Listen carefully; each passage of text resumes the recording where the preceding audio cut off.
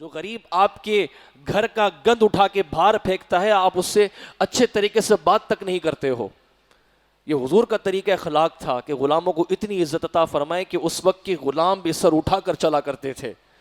جب فتح مکہ ہوا اور آقا علیہ الصلوۃ والسلام بیت اللہ میں داخل ہو رہے تھے، بڑے بڑے اصحاب کرام سمجھ رہے تھے کہ شاید حضور ہمیں اپنے ساتھ لے کے جائیں گے، لیکن میرے مصطفیٰ نے انتخاب حضرت اسامہ کا کیا، حضرت بلال کا کیا. بلال حبشی کو اپنے ساتھ لے کے گئے تھے بیت اللہ کے اندر. اس وقت بلال سے پوچھو کہ تمہارے انداز، تمہارے اس وقت مقدر کا کیا عالم ہوگا. بلال نے کہا ہوگا کہ زندگی بھر تو اپنے آپ اپنی غلامی پر اپنے آپ کو کوستا رہا، لیکن جس وقت فتح مکہ کے دن حضور نے عزت عطا فرمائی تو پھر اپنے اوپر فخر ہوا تھا کہ حضور کا غلام اللہ نے منتخب کیا ہے. بڑے بڑے عرب کے جو سردار تھے، جو اصحاب کرام تھے، وہ سوچ رہے تھے شاید بیت اللہ میں ہم داخل ہوں گے، لیکن میرے مصطفیٰ نے چپ چاپ بلال حبشی کا ہاتھ پکڑا، یہاں حضرت اسامہ بن زید کو گود میں اٹھائے اور بیت اللہ میں داخل ہو گئے. جتنی دیر بیت اللہ کے اندر رہے دروازہ بند رہا، سب ٹک ٹک کی باندھ کے دیکھ رہے تھے کہ آج ہم پیچھے رہ گئے، بلال آگے نکل گیا.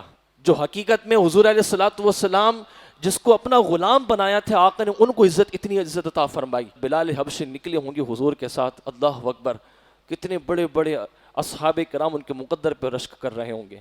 جب تک بکے نہ تھے کوئی پوچھتا نہ تھا، حضور تم نے خرید کر انمول کر دیا. یہ میرے مصطفیٰ کا کردار تھا. ایک آج ہمارا رویہ ہے، آج ہم اپنے غریبوں کے ساتھ کیا کرتے ہیں. چلے غریب تو بہت دور کی بات ہے، دکان پہ اگر نوکر رکھ لیتے ہیں تو ہم اس کو پیار سے نہیں بلاتے، کھانا بٹھا کے اس کو اپنے ساتھ نہیں کھلاتے، چند گالیاں اس کو روزانہ دیتے ہیں. کتنے تو ایسے بھی ہوں گے سیٹھ حضرات جن کو اپنے نوکروں کا نام بھی نہیں پتا ہوگا کہ اس کا اصلی نام کیا ہے. مجبوری سے فائدہ اٹھایا جاتا ہے، پورے گھر کو غلام بنا لیا جاتا ہے. باپ وڈیرا ہے، چودھری ہے، بیٹے نے کسی کمزور اور کسی ایسے شخص کی بیٹی کے ساتھ زیادتی کر دی کہ جو کچھ نہیں کر سکتا، بیچارہ عدالتوں کے چکر لگا رہا ہوتا ہے، لیکن وہ شہنشاہوں کی طرح مجرم باہر گھوم رہا ہے. یہ ایک آج ہمارا نظام ہے. وہ نظام تھا، امن بھی تھا، سکون بھی تھا اور چین بھی تھا. آج سب کچھ ہونے کے باوجود تعلیم بھی ہے ہمارے پاس، آج ہم چاند پہ پہنچ گئے ہیں، چاند سے بھی آگے نکل گئے.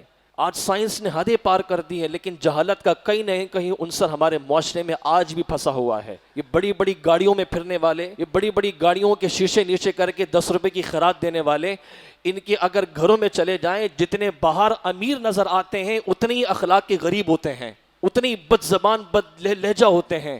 یہ سوٹ بوٹ میں نظر آنے والے جب زبان کھولتے ہیں تو پتہ لگتا ہے کہ کاش یہ سادہ سوٹ میں ہوتے لیکن زبان اور اخلاق کے بڑے اعلیٰ ہوتے. یہ ان کا کردار ہے. ایک میرے مصطفیٰ کی تعلیم تھی. جب ہم نے حضور کی تعلیم کا پس پشت ڈالا تو آپ کے سامنے ہے. کوشش یہ کی جائے کہ اچھے اخلاق کے ساتھ رہیں. اپنے دکان پہ ہم نے کسی کو رکھا ہے تو اس کو وہ سلوک کریں کہ شاید وہ پتہ لگے کہ ہمارے جانے کے بعد بھی کہہ سکے کہ میرا سیٹھ میرے ساتھ بہت اچھا تھا. ہم نے اپنے گھر میں کسی کو نوکر رکھا ہے تو اس کو اپنی اولاد کی طرح ترجیح دو. وہ بھی کسی کا بیٹا ہے، وہ بھی کسی کا باپ ہے، وہ 2 روٹی کمانے کے لیے آپ کے پاس آیا ہے. عزت جہاں ہوتی ہے وہیں روٹی ہوتی ہے.